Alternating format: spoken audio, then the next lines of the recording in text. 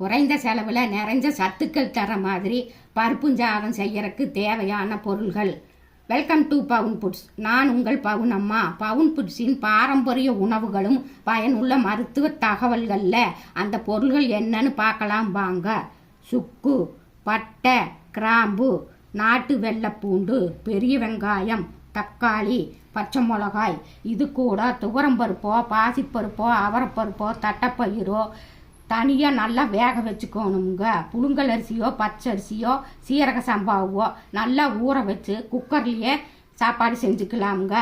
இப்படி செஞ்சு சாப்பிட்டு இப்போ நான் கேஸ்ட்ரிக் பிரச்சனையிலேருந்து மீண்டு வந்துட்டேனுங்க.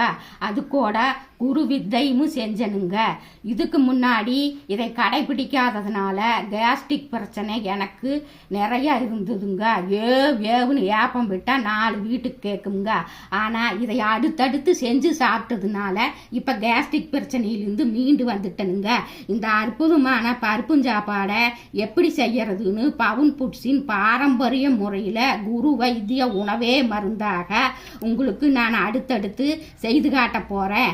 அதுக்கு பவுன் ஃபுட்ஸை சப்ஸ்கிரைப் பண்ணுங்க, கூடவே வர்ற பெல் சிம்பிளை கிளிக் பண்ணுங்க, ஃபாலோ பண்ணுங்க, லைக் பண்ணுங்க, 4 பேர்த்தோட ஷேர் பண்ணுங்க.